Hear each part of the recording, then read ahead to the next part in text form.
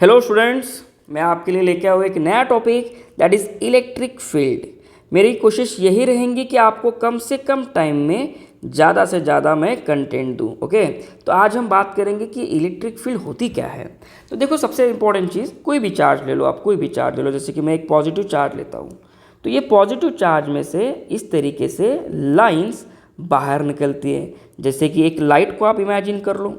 एक लाइट को अगर आप इमेजिन करोगे, बल्ब को, उसमें से कैसे रोशनी बाहर आती है, सेम वे में एक चार्ज से ऐसे इलेक्ट्रिक लाइंस बाहर निकलती है।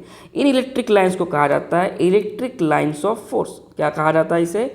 इलेक्ट्रिक लाइन ऑफ फोर्स, ये कहा जाता है। क्लियर? अब हमें बच्चों इसी को ही आगे कंटिन्यू करना होता है। जैसे कि अब ये इलेक्ट्रिक लाइंस किसी चार्ज से कितनी निकल रही होगी, दैट इज इलेक्ट्रिक फील्ड। अब इलेक्ट्रिक फील्ड को कैसे डिफाइन किया गया है? देखो, इलेक्ट्रिक फील्ड को डिफाइन किया गया है बच्चों फोर्स पर यूनिट चार्ज। अब ये चार्ज कौन सा चार्ज होता है? ये चार्ज होता है बच्चों आपका टेस्ट चार्ज। अब ये टेस्ट चार्ज का मीनिंग क्या है, समझो। जैसे कि मान लीजिए आपके पास है कोई बड़ा चार्ज है, इसमें से इलेक्ट्रिक लाइंस ऐसे बाहर निकल रही हैं। अब ये इलेक्ट्रिक लाइंस क्या कहते हैं? ये इलेक्ट्रिक लाइंस लगाती है फोर्स। किस पे फोर्स लगाएंगी? ये फोर्स बेटा दूसरे चार्ज पे लगाएंगी। तो हम क्या करेंगे, एक टेस्ट चार्ज लेंगे और उसे यहाँ रखेंगे। अब टेस्ट चार्ज की क्या कंडीशन है? देखो, जनरली टेस्ट चार्ज जो होता है बच्चों, ये पॉजिटिव होता है और इसका मैग्नीट्यूड जितना आप कम ले सकते हो उतना कम लो। Magnitude very small. क्यों ऐसा वेरी स्मॉल मैग्नीट्यूड का ही हमें टेस्ट चार्ज लेना है? क्योंकि ये टेस्ट चार्ज का कुछ भी इन्फ्लुएंस ये बिगर चार्ज पे नहीं आना चाहिए। ओके, अब यहाँ पे हमने जो टेस्ट चार्ज रख दिया है, देखो एक सेकंड, यहाँ पे जो हमारा ये बिगर चार्ज था, कैपिटल क्यू नाम दे लेते हैं इसको। चलो यहाँ पे मैं रख लेता हूँ मेरा small charge, that is test charge. अब हम ये चेक करेंगे कि इस टेस्ट चार्ज पे कितना फोर्स लग रहा है, यानी कि वही हमें देगा आंसर इलेक्ट्रिक फील्ड का। सबसे पहले तो हमें डिस्टेंस चाहिए कि आपका टेस्ट चार्ज कितना दूर है। चलो सपोज स्मॉल डिस्टेंस इतना दूर है। तो इलेक्ट्रिक फील्ड क्या होती है बच्चों? Electrostatic force upon test charge. तो चलो इलेक्ट्रोस्टैटिक फोर्स का कैसे आंसर निकालोगे? कूलम्स लॉ से। कूलम्स लॉ क्या कहता है कि 1/4πε0 force between two charge, that is capital Q small Q upon distance between them का स्क्वायर, यानी कि स्मॉल डी स्क्वायर।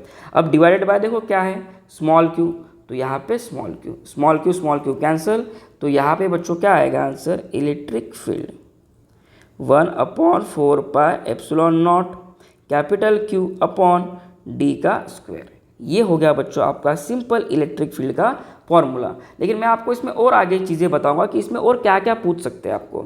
सबसे इंपॉर्टेंट चीज़ होता है बच्चों इसका यूनिट और इसका डायमेंशन। अब यूनिट कैसे निकालोगे आप? Force per unit charge. Force का यूनिट क्या होता है? न्यूटन। कूलम का यूनिट क्या, सॉरी चार्ज का यूनिट क्या होता है बच्चों? कूलम।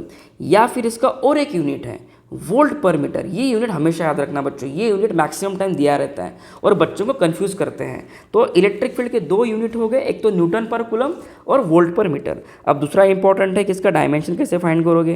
तो चलो देखो डायमेंशन कैसे फाइंड करना है। डायमेंशंस फाइंड करने के लिए सबसे पहले हमें न्यूटन का डायमेंशन निकालना पड़ेगा।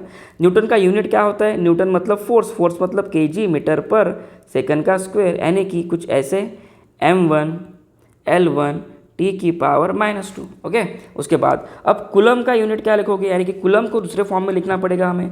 चार्ज होता है बच्चों करंट इनटू टाइम। करंट मतलब एम्पियर, इन टाइम मतलब second.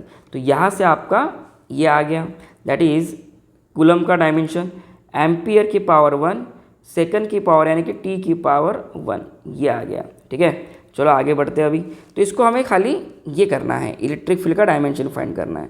So this is Newton पर कूलम।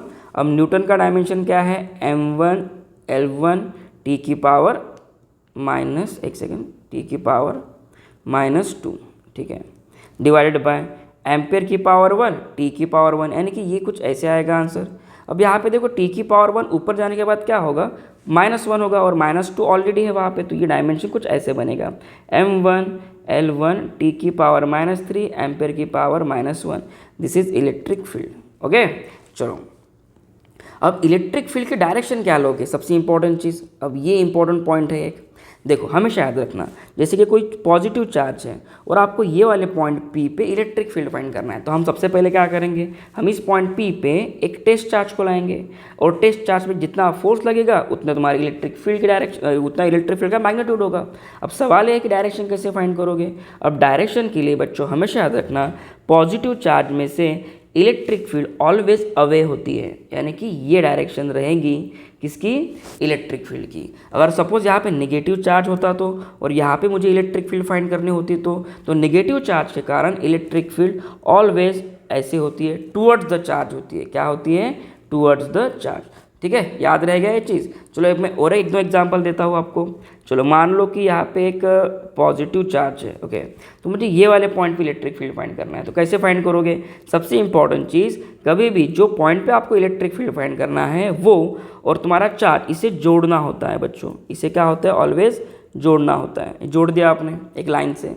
अब जो भी आपने लाइन ड्रॉ करी है, इस लाइन के अलॉन्ग ही आपका फोर्स लगेगा या इलेक्ट्रिक फील्ड की डायरेक्शन होगी ये डायरेक्शन में। क्लियर, ठीक है, सिंपल है चीज़ें। तो आज के लेक्चर में इतना ही। नेक्स्ट लेक्चर में मैं आपको इसके आगे के पॉइंट्स कवर करवा के दूंगा जो आपको JEE और नीट में हेल्प करेगी क्वेश्चन सॉल्व करने में। Thank you so much everyone.